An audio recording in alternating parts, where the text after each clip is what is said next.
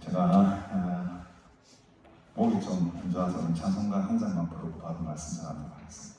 301장 지금까지 지내온 것 찬양 들으시고 말씀 하도록 하겠습니다.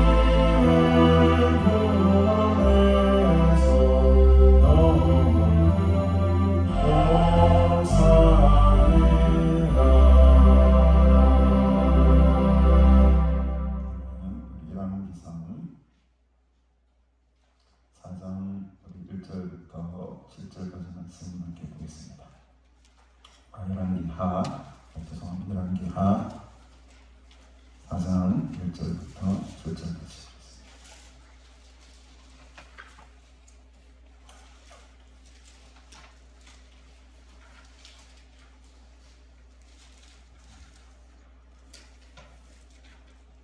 선지자의 제자들의 아내 중에 한 여인이 엘리사에게 부르짖어 이르되 당신의 종 나의 남편이 이미 죽었는데 당신의 종이 여호와를 경외한 줄은 당신이 아시는 바니이다. 이제 빚준 사람이 와서 나의 두 아이를 데려가 그의 종을 삼고자 하나이다 하니 엘리사가 그에게 이르되 내가 너를 위하여 어떻게 하랴? 네 집에 무엇이 있는지 내게 말하라. 그가 이르되 계집 종의 집에 기름 한 그릇 외에는 아무것도 없나이다 하니 이르되 너는 밖에 나가서 모든 이웃에게 그릇을 빌리라.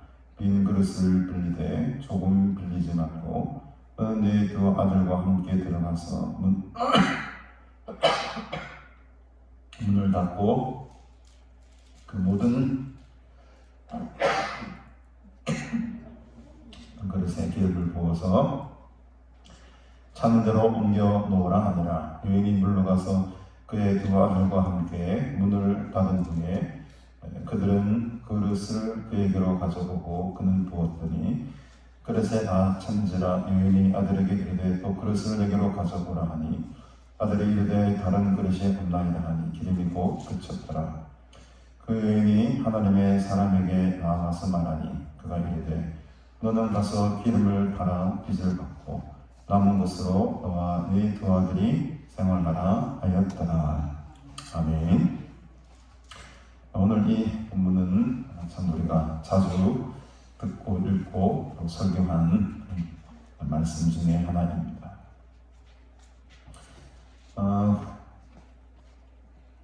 북이스라엘의 대표적인 선지자로 엘리야 선지자를 뒤이어서 엘리사라는 귀한 선지자가 이제 본격적인 사역이 시작이 되었습니다. 우리가 지난주에도 함께 말씀을 나눴지만 이 엘리사라는 선지자를 통하여서 이스라엘이 큰 전쟁에서 승리하기도 하죠.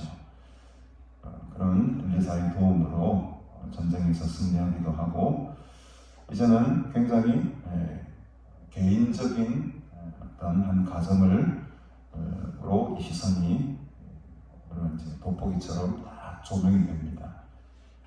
지금까지 엘리사의 사역은 어떻게 보면 전쟁 가운데에 나라를 위하여서 또 엘리사의 엘리사됨을 위하여서 이런 기적과 또 축복과 저주 같은 것들이 일어나지 않습니까? 근데 이제 오늘 이 사건부터는 이제 상당히 엘리사 사역의 관점이 조금 달라지게 됩니다. 한 개인의 일들에 집중이 되고 있고 또 타인을 위한 사역이 이제 진행이 된다는 것이죠. 1절에 보니 선지자의 제자들의 아내 중에 한 이 여인이 등장하게 됩니다. 아마 이 선지자들이 많았던 것 같습니다. 왜냐하니까는 우상 숭배를 하던 시절, 아합 가문이 다스리는 그 어두운 시절 아니겠습니까? 그래서 선지자들이 이제 어떻게 보면 중심에서 활동할 수가 없었고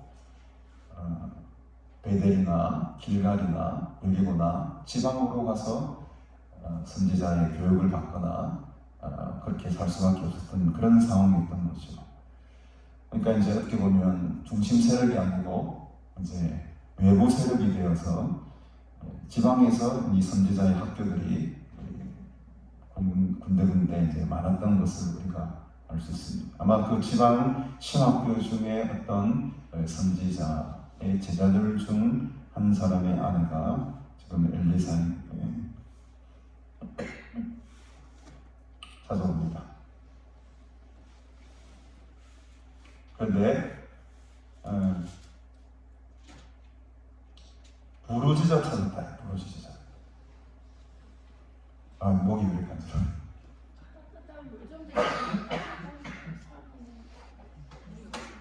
목이 간지간지 있어요? 됐습니다. 여기 물 미시면 그래서 어떤 일이 있었길래 이 선지자의 제자들의 한 아내가 이렇게 간절한 마음으로 엘리사를 찾아 부르짖었을까? 사연이 나옵니다. 당신의 종은 나의 남편이 이미 죽었다. 아마 이제 쉽게 말하면 전도사쯤 되겠죠. 전도사. 신학 훈련을 받고 있는 그 선지자의 제자들 중에 하나니까 아마 온전한 어떤 사역자로 쓰임 받는 것이 아니고 한참 교육을 받고 있는 선지자의 제자들 중에 한 사람이었습니다. 쉽게 말하면 이제 막 신학교를 시작한 전도사 정도라고 할 수 있겠습니다. 근데 어떤 이유이신지 모르겠지만 안타깝게도 이 남편이 죽어버렸어요. 근데 이제 죽는 것까지도 그나마 그것도 가슴 되게 아픈 일이지만 참 가슴 아픈 일인데 뒤에 보니까는 빚까지도 남겨놨어요. 이제 빚 준 사람이 와서 나의 두 아이를 데려가 그의 종을 삼고자 합니다. 아들이 둘이 있나 봅니다. 근데 남편이 죽은 것만으로도 지금 엄청난 충격이죠. 남성 중심이었던 이 고대 이스라엘 사회에서 과부가 된다는 것은 바로 사회적 어떤 큰 약자의 신분에 속하게 된 것을 말합니다. 그래서 객과 고아와 더불어서 이 과부는 이스라엘 사회에서 가장 힘없는 사람들의 부류에 속하는 사람들이었던 거죠. 게다가 지금 보니까는 엄청난 빚까지 남겨져 있습니다. 살아갈 희망이 보이겠습니까? 남편은 없죠. 빚은 빚대로 쌓여서 지금 두 아이를 다 빼앗길 판입니다. 인생 가운데 이런 절망이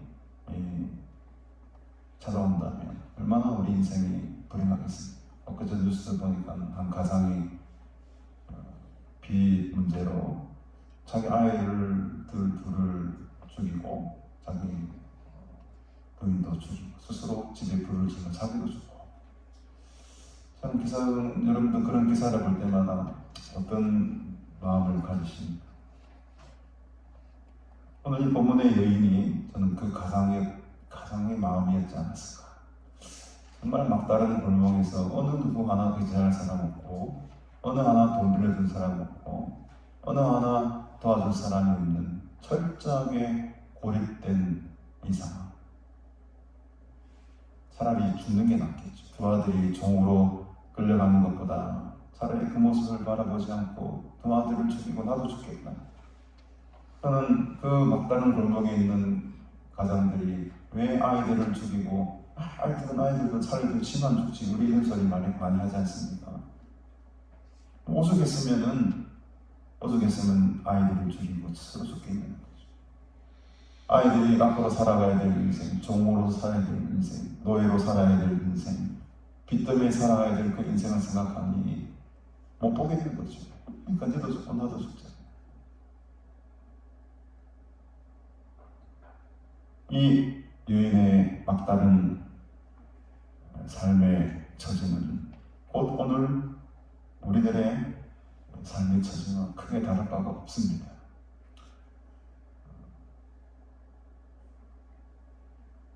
너무 절망적입니까? 너무 절망적입니까? 그러나 이게 인생이다. 절망과 슬픔과 좌절과 죽음이 충만한 것이 인생입니다. 어찌할 수가 없어요. 우리 힘으로는 이 길을 벗어날 힘이 없습니다. 오늘 기쁘다가도 돌아가면 우울하고 또 오늘 기쁘다가도 돌아서면 슬프고 그게 우리 인생입니다. 답이 없어요. 어디서 답을 찾겠습니까? 기껏 선지자 학교에 보내놨더니만 어떤 이유인지 모르겠지만 빨리 죽어버리고 아마 선지자 학교 보낸다고 빚을 낸지도 모르겠습니다. 먹고 살 길이 막막하니까 애들을 먹여 살려야 되니까 빚을 지려야죠. 근데 남편이 더욱 죽었으니까 이제는 정말 살 소망이 없어진 겁니다. 오늘 이 본문 속에 여러분들의 인생을 한번 대입해 보시기를 바랍니다. 나는 어떤 절망적인 상황 가운데 놓여 있는가? 나는 어떤 비참한 상황 가운데 놓여 있는가? 나는 얼마나 외롭고 우울한 인생을 보내고 있는가? 부러질 수밖에 없죠. 이제 잡을 끈이라고는 엘리사밖에 없습니다. 이 자리에 엘리사가 그에게 이르되 내가 너를 위하여 어떻게 하랴? 뭘 해줄고? 나는 가지고 있는 것이 없는데 내가 너를 위해 어떻게 해주는 게 좋겠느냐? 라고 하면서 내 집에 무엇이 있는지 내게 말하라. 그가 이르되 계집종의 집에 기름 한 그릇 외에는 아무것도 없나이다. 여기서 기름 한 그릇이란 언어적으로 표현하면, 정확하게 직역을 하게 되면 한 사람 기름 부을 정도의 기름 외에는 아무것도 없습니다. 한 사람에게 기름 부을 정도의 그 기름 외에는 없다. 이 말은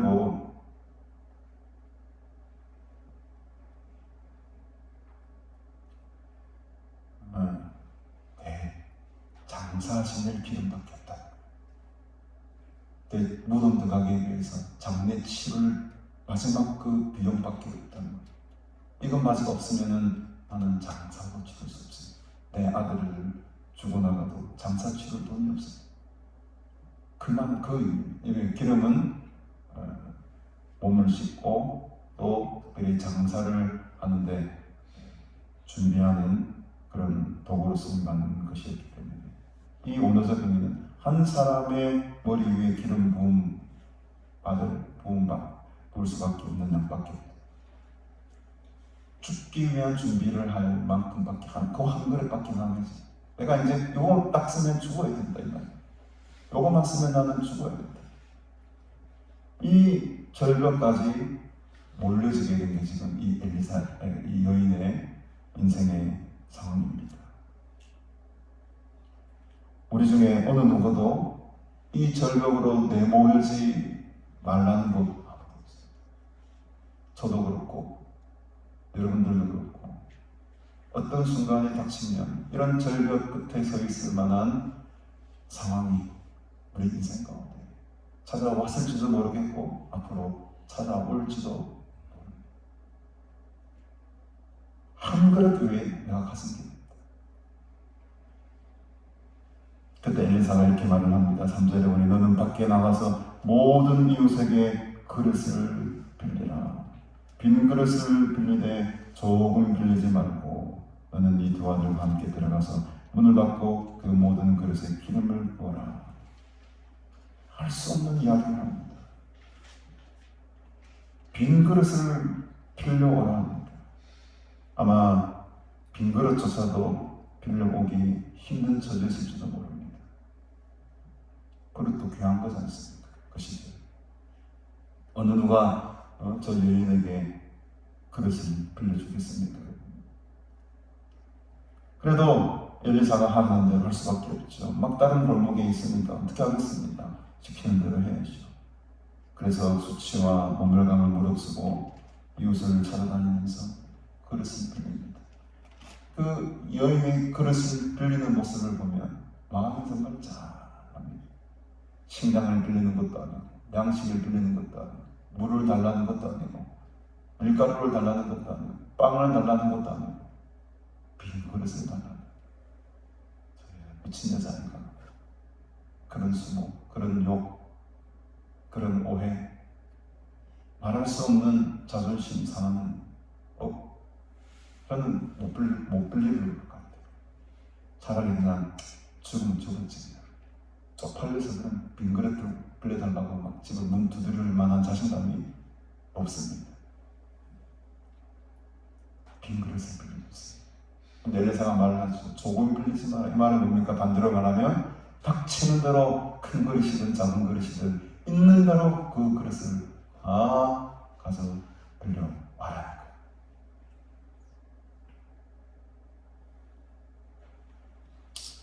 여러분, 살아낼 수 있는 힘이 있습니다. 살아날 수 있는 힘이 있어요. 닥치는 대로 하다 보면 됩니다. 그냥 하다 보면 됩니다. 그냥 살아가다 보면 되는 거예요. 특별한 길이 있거나 특별한 방법이 있거나 특별한 지름길이 없어요.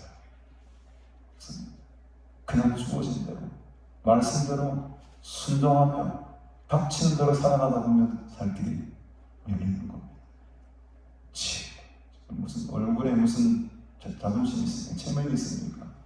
두드리고 다니는 거예요. 집집마다 두드리고 다니는 겁니다. 뭐 그럴 수 없다, 못 불러준다, 못 불러주는 것으로 끝나는 거예요. 제가 저번에도 한번 말씀드렸죠. 성공하는 사람들의 비결. 1등은 될 수 없지만 1등과는 비빌 수 있다. 탑은 될 수 없지만 탑 클래스들과 비빌 수 있다. 어떻게 하다 보면 그냥 하다, 그냥 하면, 그냥 합니다. 닥치는 대로 하다 보면 하나님이 길을 열어주시는 거예요. 하나님 내 길을 열어달라고 하고 아무것도 안 하고 주저 앉아있으면 열어주십니까? 안 열어주세요. 직접 우리가 뛰어다녀야 됩니다. 직접 문을 두드려야 됩니다. 직접 그릇을 빌리러 다녀야 되는 거예요. 그때 길이 열리고 그때 답이 나오는 겁니다.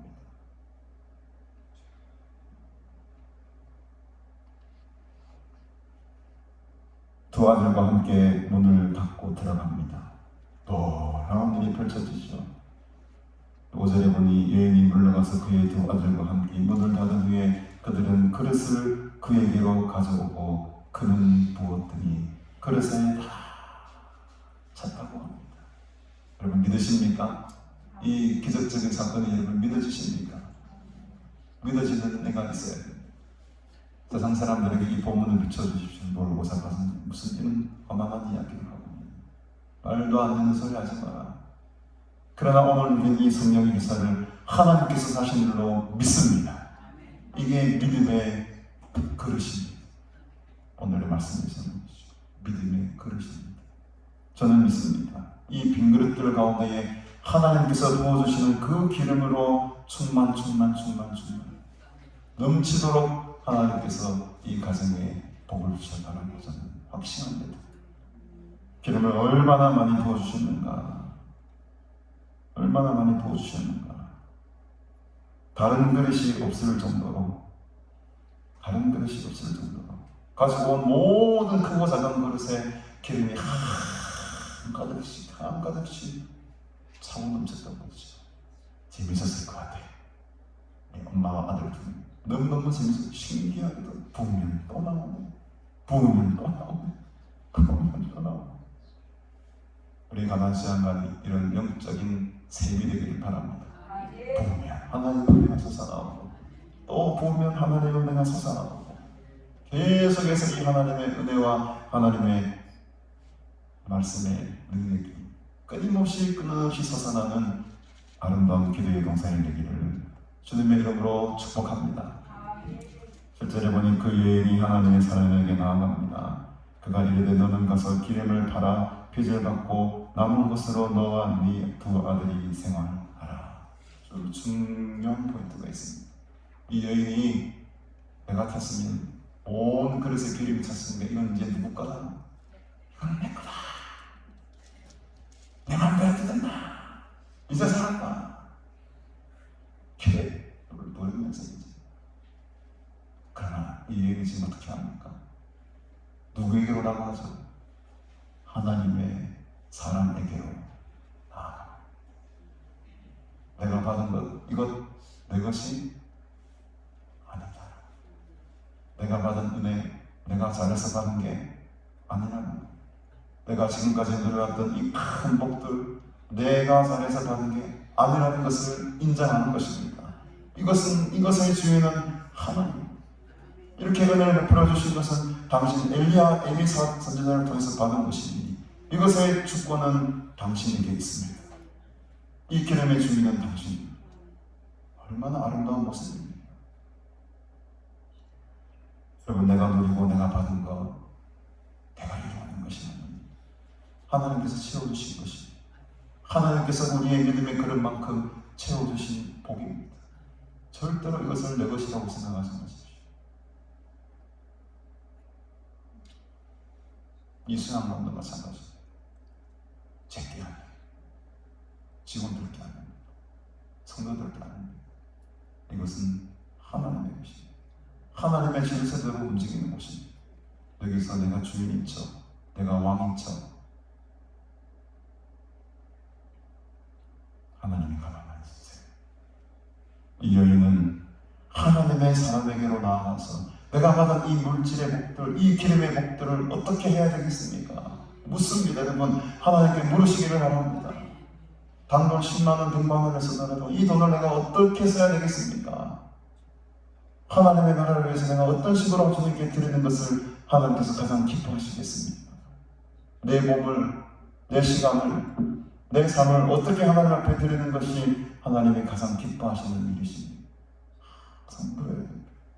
없는 자가 겸손하고 묻지 아니하고 나의 마음대로 내가 받은 거니까, 내가 빈 그릇을 가져온 거는 내 공도 아니냐, 이렇게 교만하게 목을 꼿꼿하게 세우고 살아가다가는 하나님의 큰 은혜를 놓치고 모든 것을 다 잃어버릴 수가 있습니다. 그때 엘리사가 말을 하시어 허락을 합니다. 너는 가서 기름을 팔아 빚을 갚고 남은 것으로 너와 네 두 아들이 생활하라 하였더라. 이제 이 기름을 다 팔아서 그 빚에 짓눌려 있던 삶이 회복이 됩니다. 얼마나 마음이 홀가분하겠습니까? 저도 대출을 예전에 받아가지고 지금도 물론 대출이 좀 있지만 그 빚, 그 이자를 매달 갚아나가기 위한 몸부림 상당히 스트레스 받습니다. 돈을 달라고 계속 내미는 그 은행으로부터 오는 메시지, 괴로워요. 복종 메시지 얼마나 괴롭습니까? 그 무거운 짐으로부터 해방되었으니까 얼마나 인생이 깃털처럼 날아가겠습니까? 여러분들의 인생들이 이런 깃털처럼 날아가는 인생이 되길 바랍니다. 짓눌리고 억압받고 그런 참 무거운 짐으로 인해 가지고 눌려지는 인생이 아니고 다 해방되고 자유롭게 되어서 볼볼 날아가는 저 새들처럼 시편에 그런 고백들이 많이 나오죠. 새들처럼 마음껏 날아다니며 자유를 누리시기를 주님의 이름으로 축복합니다. 오늘 우리의 믿음의 그릇을 훨씬 넓히십시오. 아마 이 여인이 이 두 아들과 함께 더 많은 그릇을 이렇게 이룰 줄 알았더라면 아마 더 많은 그릇을 모았겠지.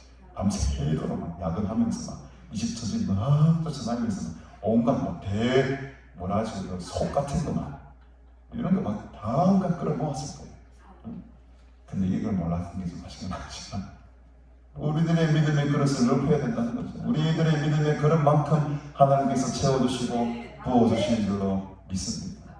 오늘 우리가 연약한 모습들이 있고 깨어진 모습들이 있고 부족한 모습들이 많이 있지만 오늘 하나님께서 토기상기가 되어주셔서 우리의 마음의 그릇을 다시 새롭게 만들어 주실 줄로 믿습니다.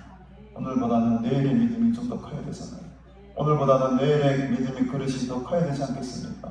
그 믿음의 그릇을 점점 키워나가시고 그렇게 될 때 정말 저 넓은 바다까지도 다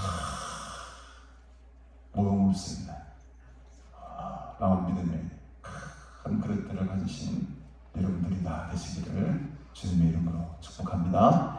하나님 아버지 은혜를 참으로 감사합니다. 삶의 절망적인 상황 속에서도 포기하지 아니하고 주님 바라보며 주님을 의지하게 하시니 감사합니다. 우리의 많은 인생의 고난과 환난과 어려움 속에 이 여인처럼 포기하지 아니하고 주님을 찾게 하시고 또 주님의 말씀에 순종하며 살아갈 때에 또 그러므로 말미암아 받은 수많은 형용할 수 없는 표현할 수 없는 그 은혜와 복들을 우리가 누리며 살아가게 하옵소서. 그리고 이 모든 것들이 하나님의 은혜인 것을 한시도 잊어버리지 말게 하시고 늘 주님의 그 은혜 속에 겸손히 우리의 주시기 여겨 주신 사명들 잘 감당하며 맡은 자리에서 온유하고 겸손한 마음으로 주님을 섬기며 살아가는 복된 주의 자녀들 되게 하여 주시옵소서. 이번 한 주간에도 귀한 목사님 보내주셔서 은혜로운 승리가 이어지게 하시고 시간마다 성령의 기름 부으시사 이곳에 끊임없이 솟아나는 생명수의 강의 근원이 되게 하시고 믿음의 말씀의 성령의 충만한 자리가 되어서 올라오시는 모든 성도님들 위로받고 치료받고 모든 삶의 문제들이 해결되어서 형통의 복을 받음으로 하나님께 큰 영광 돌리며 주님의 일에 쓰임받는 귀한 주의 성도들을 되게 할 수 있고 이 거룩한 장소를 주께서 사용하여 주시옵소서. 지금은 우리 구주 예수 그리스도의 은혜와 하나님 아버지의 원하신 사랑과 성령님의 교통교제 충만하심의 은총이 우리의 믿음의 그릇을 넓혀서 모든 하나님의 은혜를 담아내고 또 많은 사람들을 마음에 품으면서 그리스도의 사랑과 은혜를 서로 나누며 살아가기로 결단하고 소원하는 너희 모든 무리들에게 영원토록 함께 있을지어다. 아멘.